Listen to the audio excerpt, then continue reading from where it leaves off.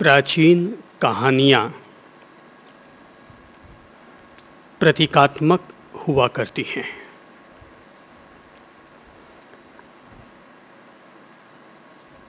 उन कहानियों का इतिहास और प्रामाणिकता अगर देखने जाएंगे तो वह एक अलग पहलू हो जाता है, लेकिन हर कहानी, हर प्रसंग के पीछे एक ही उद्देश्य रहता है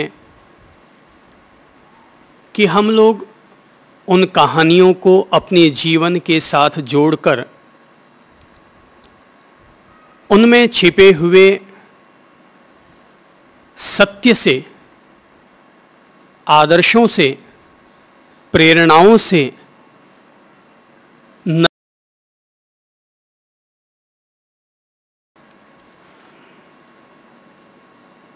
महाभारत की प्राचीन कहानी है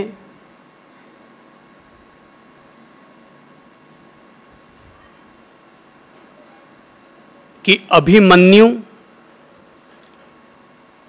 और अन्य पांडव बंधु युद्ध के मैदान में पहुंच चुके हैं और आज पांडवों को परास्त करने के लिए एक विशिष्ट व्यूह रचना रची गई है। धनुर्धारी अर्जुन को जरासंध भरमाकर किसी और मैदान की तरफ ले गया है।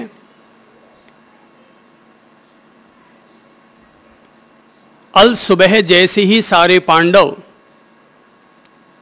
कुरुक्षेत्र में पहुंचते हैं कि वे यह देखकर चौंक जाते हैं कि सामने आज एक विशिष्ट प्रकार की व्यूह रचना की गई है।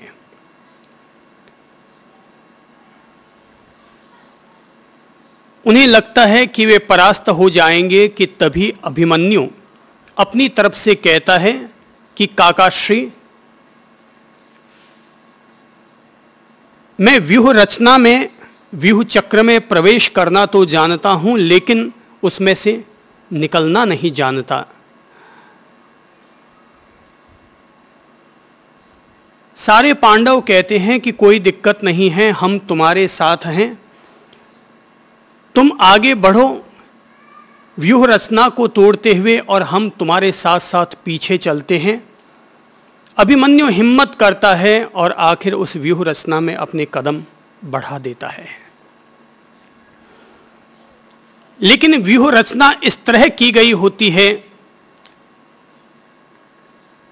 कि अन्य पांडव बंधु उस व्यूह रचना में कदम नहीं रख पाते और उससे पहले ही पीछे की व्यूह रचना बंद कर दी जाती है और अकेला अभिमन्यु ही उस व्यूह रचना में कदम दर कदम आगे बढ़ता चला जाता है, अकेला रह जाता है। फिर भी अपनी ओर से साहस करता है एक एक कौरव से लड़ने की, यहां तक कि द्रोणाचार्य, अश्वत्थामा, कुलगुरु कृपाचार्य, युधिष्ठिर, दुशासन, शकुनी और तो और दानवीर कर्ण, सभी से वह अपनी ओर से मुकाबला करने की कोशिश करता है, लेकिन अंततः वह वीर गति को प्राप्त हो जाता है, मृत्यु हो जाती है। इस कहानी को हम लोग अपने जीवन के साथ प्रतीकात्मक रूप में लेंगे और यह समझने की कोशिश करेंगे कि जैसे अभिमन्यु व्यूह रचना में उलझ गया था, वैसे ही अपन सभी लोग भी अपने अपने चित्त के जंजालों में उलझ जाते हैं। हम लोग उसमें कदम रखना तो जानते हैं, प्रवेश करना तो जानते हैं, लेकिन उसमें से वापस बाहर कैसे निकला जाए ये नहीं जानते। प्रत्येक इंसान, और अगर हम कहेंगे कि प्रत्येक न भी लें तब भी 10 में से 8 इंसान तो यह शिकायत करते हुए मिल जाएगा कि साहब हमें गुस्सा बहुत तेज आता है, हम क्या करें, अपने क्रोध को कैसे शांत करें। अर्थात कोई भी व्यक्ति अपने चित्त के जंजालों में, उसके पागलपन में कदम रखना तो जानता है, लेकिन उसमें से वापस कैसे निकला जाए यह व्यक्ति नहीं जानता। चित्त के ढेर सारे विकार, ढेर सारे उपद्रव हैं और क्रोध उनमें से एक है। बच्चे से लेकर बूढ़े तक हर व्यक्ति की यह शिकायत रहती है कि मुझे गुस्सा आता है, अथवा कोई महिला कहेगी कि मेरे पति को तेज गुस्सा आता है, कोई माँ कहेगी मेरे बेटे को बहुत तेज गुस्सा आता है। और आजकल तो वैसे भी गुस्सा एक सर्वसाधारण रोग हो चुका है। जैसे कि समृद्धि हर इंसान को चाहिए, लेकिन क्रोध और गुस्सा यह हर इंसान के पीछे ऐसा पिछलग्गू बना हुआ है कि थोड़ा सा कहते ही आदमी आउट ऑफ कंट्रोल हो जाता है। यही वजह है कि आज का इंसान तनावग्रस्त ज्यादा है, आत्महत्या ज्यादा कर रहा है, भाई भाई में टूटन जल्दी हो रही है, सास बहू में कहा सुनी पल भर में हो जाती है। वजह है उसका गुस्सा। अर्थात ये गुस्सा हो, चाहे मोह हो, चाहे माया हो, लोभ हो, प्रपंच हो, राग द्वेष हो, ये कोई भी क्यों ना हो, ये सब चित्त के जंजाल हैं। अपन सब लोग अपनी अपनी वृत्तियों के व्यूह चक्र में उलझे हुए हैं। समस्या यह है कि कोई इंसान अपनी खुद की वृत्ति को समझने की कोशिश ही नहीं करता। हर आदमी अपना समाधान दूसरे के द्वारा चाहता है, जबकि समस्या खुद की है। खुद की समस्या का समाधान दूसरों से कैसे करवाओगे? जिसका समाधान तुम्हें खुद में अपने आप में ढूंढना चाहिए कि कौन सी वजह है कि मुझे गुस्सा क्यों आता है, कौन से निमित्त बनते हैं तब मुझे गुस्सा आता है। बोले साहब दूसरों की गलती हो जाने पर गुस्सा आता है, तो गलती होने पर गुस्सा नहीं आता, दूसरों के द्वारा गलती हो जाने पर गुस्सा आता है। खुद के द्वारा भी तो गलती होती है।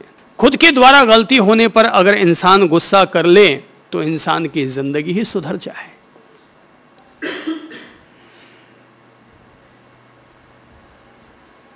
कहते हैं कि एक दफा एक व्यक्ति पहुंचा एक जैन विद्यालय में, जहां पर कि ध्यान के पाठ सिखाए जाते थे। गुरुकुल था। तो एक युवक पहुंचा वहां पर और एक गुरु के पास गया और जाकर कहने लगा कि साहब आप मुझे जरा बताइए कि मैं कौन हूं, इसका आप मुझे परिचय बताइए, मुझे ज्ञान दीजिए कि मैं कौन हूं। जैसे ही आचार्य ये बात सुनता है, गुरु ये बात सुनता है, कि वो सीधा उसको पकड़ता और धक्का देके अपने विद्यालय से बाहर निकाल देता है। उसको और तेज गुस्सा आता, बोले ये कौन सा तरीका हो गया, मैं तो पूछने गया, मेरा आध्यात्मिक प्रश्न था, आध्यात्मिक जिज्ञासा थी कि मैं जानूं कि मैं कौन हूं, और उसके बदले मुझे धक्के देकर निकाल दिया गया। तो वो गुरुओं के गुरु के पास पहुंचा, अर्थात जिससे उसने प्रश्न पूछा था उसके गुरु के पास गया और जाकर के शिकायत की कि भंते, मैंने आपके शिष्य से पूछा कि मैं कौन हूं, इसका ज्ञान देने के बजाय उन्होंने मुझे धक्के देकर बाहर निकाल दिया। गुरु इसकी बात को सुनकर हंसा और कहने लगा कि मेरे शिष्य ने जो किया बिल्कुल ठीक किया, मेरे शिष्य ने जो किया वो बिल्कुल ठीक किया, क्योंकि तुमने सवाल ही ऐसा किया कि तुम्हें धक्के देकर के बाहर निकाला ही जाए। तो बोले मैंने ऐसा कौन सा सवाल कर दिया? बोले बेवकूफ, जो सवाल तुम्हें अपने आप से करना चाहिए था वो सवाल तुम मेरे शिष्य से जाकर पूछता है। जो सवाल तुम्हें अपने आप से करना चाहिए था कि मैं कौन हूं, तो ये सवाल का जवाब मेरा शिष्य क्या देगा? पूछना है स्वयं का ज्ञान और पूछ रहे हो दूसरे से। व्यक्ति की समस्या ये है कि व्यक्ति अपने आप से अपना सवाल नहीं करता। तब गुरु कहता है अगर तुम्हें हकीकत में सवाल का जवाब चाहिए तो इस सवाल को मुझसे मत पूछो, एकांत में जाकर बैठो और पलकों को झुकाकर भीतर में अपनी आंखों को खोलो और ध्यान में बैठकर यह सवाल तब तक अपने आप से करते रहो जब तक तुम इस सवाल के जवाब से संतुष्ट न हो जाओ। तब तक अपने आप से यह सवाल करते रहो कि मैं कौन हूं, मैं कौन हूं, मैं कौन हूं। यह सवाल तब तक करते रहो जब तक कि तुम हकीकत में आने वाले जवाब से संतुष्ट न हो जाओ। वृत्तियों के व्यूह चक्र में अपन सब लोग उलझे हुए हैं। दुनिया में हर कोई व्यक्ति अपने आप से बंधा है, अपने आप से घिरा है, अपनी ही वृत्तियों से घिरा है। ये संसार में जितने भी संबंध निभाए जाते हैं, ये सारे संबंध व्यक्ति के स्वयं के घेरों के चलते ही निभाए जाते हैं। वरना कौन पति कौन पत्नी जन्मे थे तो कह सकते हैं कि मां थी जन्म के साथ, हमारे पिता थे हमारे साथ, लेकिन पत्नी कब आई, पति कब आए? जब आप 25 साल के हुए तब पत्नी और पति आए। तो पति और पत्नी तो बीच का संयोग है, वो तुम्हारा संयोग नहीं है। अपन लोग ढोते रहते हैं उन संबंधों को। ये संबंध क्या है? वृत्तियों का मोह जाल, वृत्तियों का व्यूह चक्र, जिसमें इंसान एक बार फंसता है, जाता है अंदर, लेकिन फिर चाह कर के भी बाहर निकल नहीं पाता। चाह कर के भी आदमी बाहर निकल नहीं पाता। कितने बड़े ताज्जुब की बात है कि इंसान शादी करता है 25 साल की उम्र में, लेकिन मरता है तब तक उस पत्नी को और पति को, उसके संबंधों को निभाता रहता है, ढोता रहता है। गाय लात मारती है फिर भी ढोता रहता है। पत्नी टेढ़े स्वभाव की है तो भी चलती रहती है। कुछ महिलाएं आती हैं और कहती हैं साहब हमारे पति ऐसे हैं वैसे हैं, तो मैं कहता हूँ छोड़ दो। साहब छोड़ कैसे दें? छूटता नहीं है। हर आदमी घिरा हुआ है, अपने ही घेरे में घिरा हुआ है, वृत्तियों के मोह जाल में, वृत्तियों के मकड़ जाल में, वृत्तियों के व्यूह चक्र में अपन सब लोग घिरे हुए हैं। भगवान श्री महावीर ने एक खास सिद्धांत दिया है और वो सिद्धांत कहलाता है लेश्या। लेश्या अर्थात वे वृत्तियां, मन की वृत्तियां, वाणी की वृत्तियां, काया की वृत्तियां जो हमें अपने घेरे में घेर ले, उसका नाम है लेश्या। अच्छी वृत्तियां, बुरी वृत्तियां, किसी भी तरह की वृत्तियां हो सकती हैं, लेकिन जो हमें अपने घेरे में घेर लेते हैं उसका नाम है लेश्या।